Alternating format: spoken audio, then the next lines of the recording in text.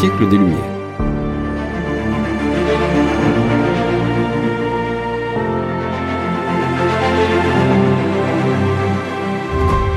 Bonjour à tous.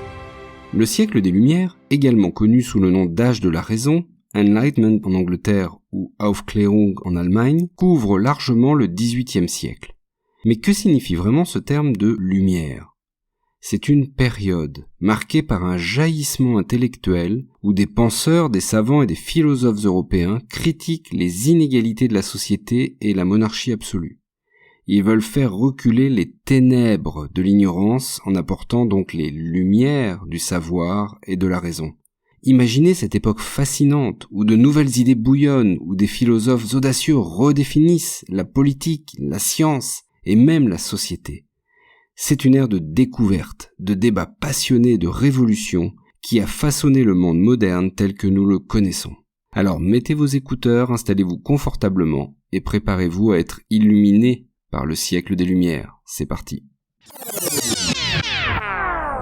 Notre histoire commence au cœur de l'Europe du XVIIe siècle, une époque où les monarques absolus règnent en maître et l'Église dicte la pensée.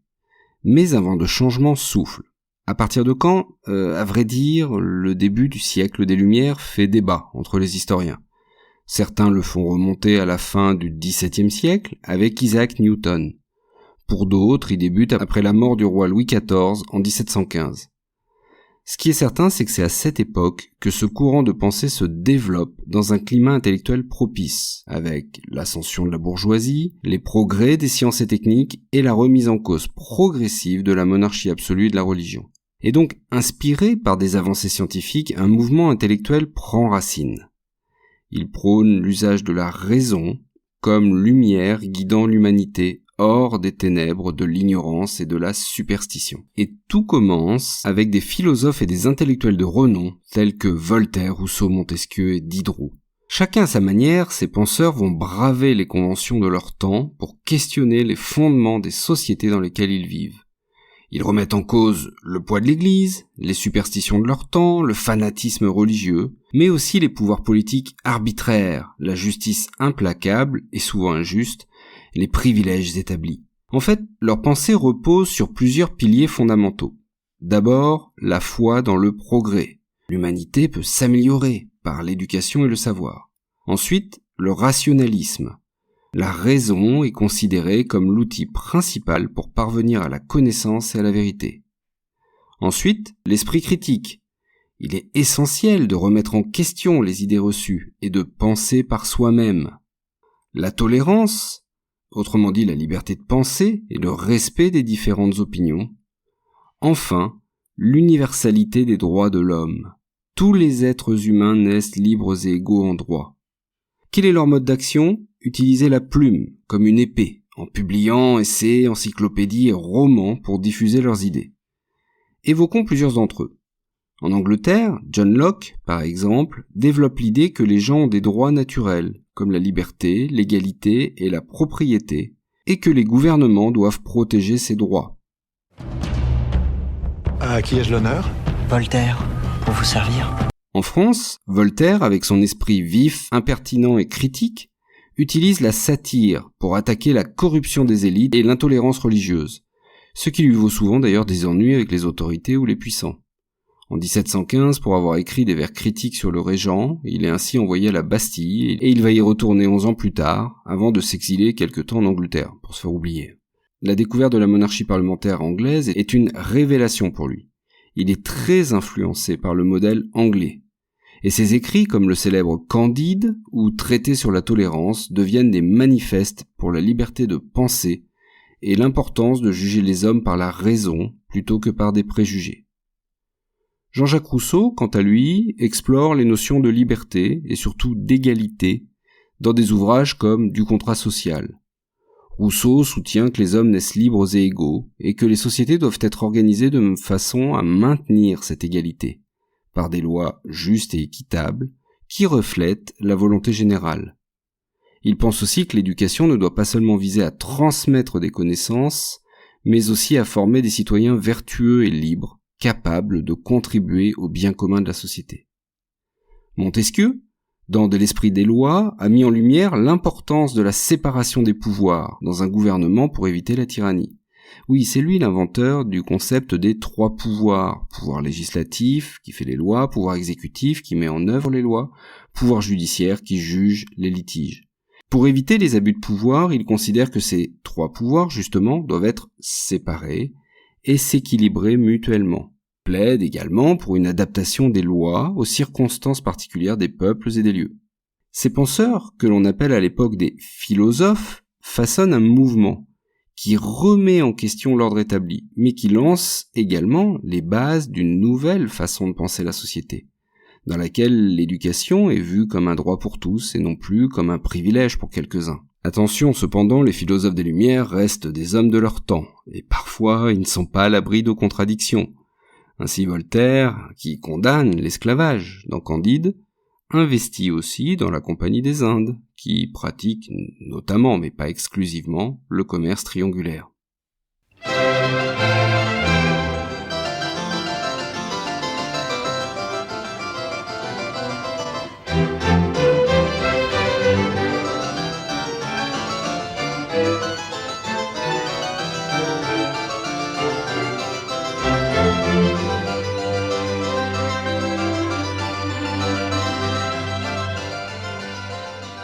La raison va s'appliquer aussi aux sciences. Dans toute l'Europe, des savants cherchent à savoir et à comprendre.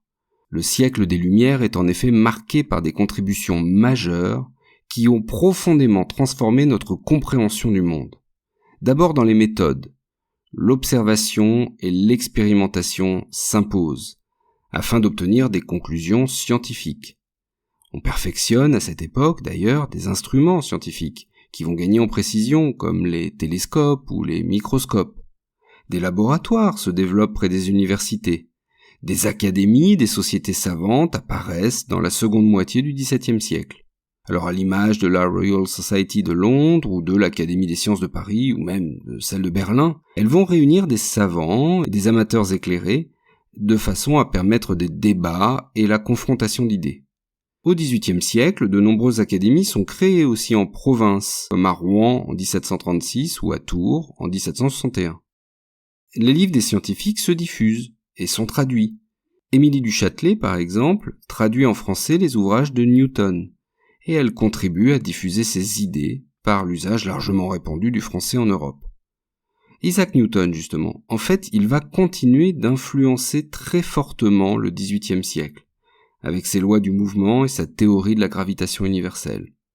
Mais on peut citer d'autres scientifiques majeurs de cette période, comme Antoine Laurent de Lavoisier, qui est souvent appelé le père de la chimie moderne, et qui va bouleverser les fondements mêmes de cette science. Il y a aussi des inventeurs qui s'inscrivent dans ce mouvement global de progrès. Denis Papin, par exemple, élabore un premier prototype de machine à vapeur en 1690, amélioré en 1769 par James Watt. Dans les années 1740, Vaucanson élabore une première machine à tisser. L'Américain Benjamin Franklin invente le paratonnerre, les lunettes à double foyer et même le poêle à combustion lente. Une sage-femme, Madame de Coudray, invente une machine pour simuler un accouchement et elle va former ainsi des milliers de médecins et de femmes aux techniques d'accouchement. En 1783, les frères Montgolfier réalisent avec succès le premier vol humain de leur aérostat, que l'on va rapidement surnommer la Montgolfière. Comme on le voit, aucun domaine n'échappe à la curiosité des penseurs des Lumières. C'est aussi une époque intense de réflexion militaire et stratégique, avec un nombre très important de traités militaires qui paraissent à cette époque-là. Adam Smith, un philosophe écossais, révolutionne quant à lui l'approche de l'économie, avec son œuvre majeure, La richesse des nations, publiée en 1776. Selon lui, les individus, en cherchant à maximiser leur propre bien-être, contribuent au bien-être général. Smith critique également les restrictions commerciales, il défend le libre-échange, et il jette les bases de ce qui deviendra par la suite le capitalisme. Cette volonté de l'époque de connaître tout sur tout va s'incarner dans un ouvrage majeur, l'Encyclopédie, qui compile le savoir de l'époque dans le but de le diffuser le plus largement possible.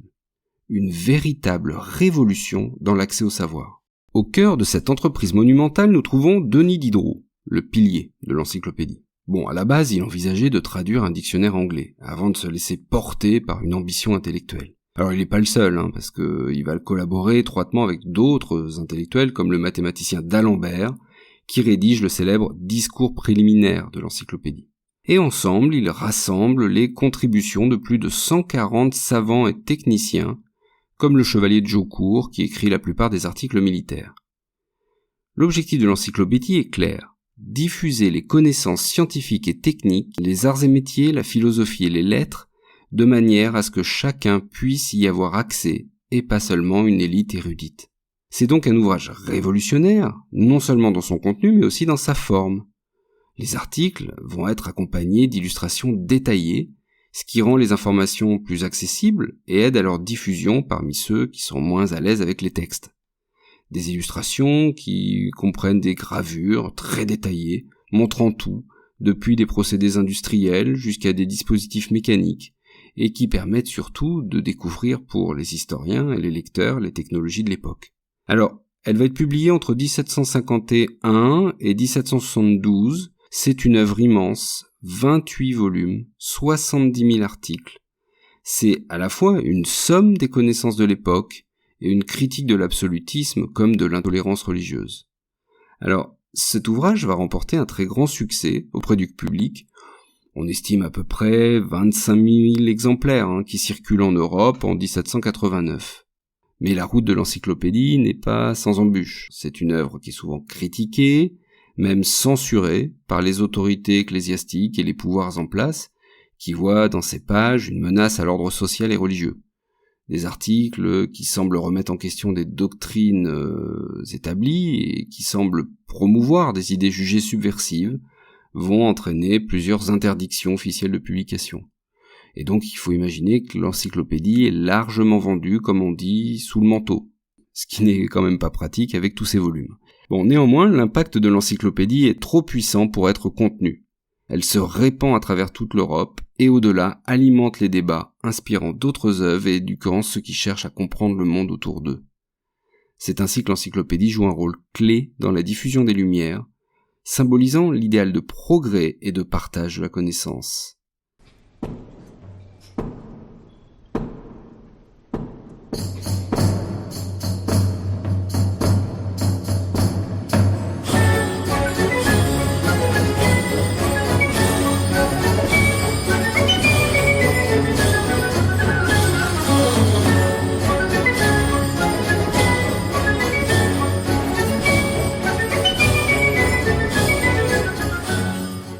Alors justement, comment les idées des Lumières se diffusent-elles? Par l'encyclopédie comme nous l'avons vu, mais aussi par d'autres moyens, comme les salons. Alors ce terme est assez récent, on parlait plutôt de société à l'époque, mais par commodité on va conserver celui de salon. Alors ils sont tenus principalement par des femmes, comme Madame du Deffand, Madame Geoffrin ou Madame de Tencin, et donc ces salons rassemblent l'élite intellectuelle de l'époque, favorisant les échanges d'idées et la diffusion des pensées des Lumières. Ces femmes ouvrent donc les portes de leur demeure parisienne à la crème de la crème intellectuelle de leur temps. Ces salons sont lieux de discussions animées où philosophes, écrivains, artistes, scientifiques et politiciens se rencontrent pour débattre des idées les plus avant-gardistes de leur époque. Ces salons ne sont pas qu'un simple passe-temps, ils le sont aussi, mais ils constituent surtout un réseau influent de transmission de connaissances et de théories, facilitant la critique et l'expansion des idées des Lumières. Et d'ailleurs, les maîtresses de ces salons ne sont pas seulement des hôtesses. Elles sont aussi des médiatrices, des critiques, parfois même des collaboratrices intellectuelles à part entière. Elles savent stimuler la conversation, orienter les débats et maintenir un équilibre entre les différentes personnalités présentes. Par leur intelligence et leur tact, elles aident à modeler le discours philosophique et littéraire de leur temps. Alors dans ces salons, on discute de tout, de la morale à la politique, de la science aux arts, sans oublier les dernières œuvres littéraires. Et ces rencontres favorisent non seulement la diffusion, mais aussi la confrontation des idées. Ils permettent une émulation intellectuelle qui est au cœur même de l'esprit des Lumières. En outre, les salons contribuent à briser les barrières entre les différentes strates sociales et intellectuelles et démocratisent donc l'accès à la connaissance. On a là donc des espaces uniques qui vont jouer un rôle crucial dans la formation de ce que l'on appellera plus tard l'opinion publique. Donc pour diffuser les idées des Lumières, on l'a vu, il y a l'encyclopédie, il y a les salons, aussi les cafés. Rappelons que le Procope, le plus ancien café de Paris, date de 1686. Il y a aussi les loges maçonniques. Oui, la franc-maçonnerie, cette organisation discrète, se développe justement au XVIIIe siècle. Elle réunit des membres, appelés francs-maçons, qui partagent des valeurs de fraternité, d'égalité et de liberté. Et ces membres se retrouvent dans des lieux, appelés loges, où ils participent à des rituels symboliques et à des discussions, souvent axées sur des sujets moraux, éthiques et philosophiques. Certains penseurs des Lumières, comme Montesquieu, sont francs-maçons. Et ils rencontrent dans les loges d'autres frères qui peuvent partager leurs idées ou être des hommes puissants de leur époque. Dans la diffusion des idées, on peut ajouter aussi les journaux, les marchands ambulants, qui contribuent à transmettre cette pensée dans une partie de la population, malgré la censure du pouvoir. Bon, attention, il faut nuancer un peu la diffusion des idées des Lumières. La majorité de la population, analphabète, n'a pas un accès direct aux écrits des philosophes. Les idées des Lumières touchent surtout les classes cultivées, l'aristocratie et la bourgeoisie, et plus largement les villes que les campagnes. Il ne faut pas non plus imaginer une hostilité généralisée des pouvoirs vis-à-vis de ces nouvelles idées. Certains souverains peuvent au contraire soutenir les philosophes, à l'image de Frédéric II, qui correspond avec Voltaire et l'invite en Prusse. Ce sont des despotes éclairés, oui, éclairés par les Lumières, à l'inverse des monarques absolus qui se montrent plus hostiles aux idées des Lumières, enfin surtout vis-à-vis des idées politiques, parce que les progrès scientifiques entraînent beaucoup moins de contestations, à l'exception parfois de celle de l'Église. Enfin, ce mouvement ne touche pas uniformément l'Europe. Alors que la France, l'Angleterre et les pays germaniques sont en première ligne, d'autres régions restent plus en retrait. Quel est l'impact enfin des idées des Lumières ? Par leurs écrits, leurs engagements, les philosophes du siècle des Lumières ont semé des graines de grands bouleversements qui vont ébranler les fondements mêmes des sociétés européennes. Leur appel passionné à la raison, à l'égalité, à la liberté culmine dans des événements aussi monumentaux que la guerre d'indépendance américaine ou la Révolution française de 1789. D'ailleurs, cette révolution, alimentée par les idées des penseurs des Lumières, remet en question l'ancien régime et pose les bases pour la modernité politique, en proclamant les droits universels de l'homme. En résumé, le siècle des Lumières est une époque de profonds changements qui modèlent notre monde moderne. Ces idéaux de liberté, d'égalité, de fraternité continuent toujours d'influencer nos sociétés, et constituent d'ailleurs la devise française.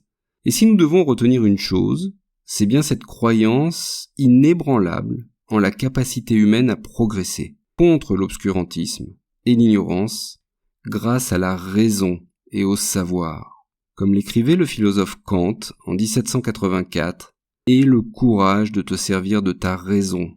Voilà donc la devise des Lumières. » De nos jours, c'est encore un vrai défi. Mais c'est une autre histoire. Merci d'avoir écouté cet épisode, j'espère qu'il vous a plu. Si c'est le cas, n'hésitez pas à partager le podcast et dites-le moi par un petit commentaire sur Spotify ou Apple Podcast. Je suis toujours très heureux de lire vos retours sur les épisodes. N'oubliez pas de vous abonner à notre podcast pour ne manquer aucun nouvel épisode et on se retrouve très bientôt pour une nouvelle page d'histoire.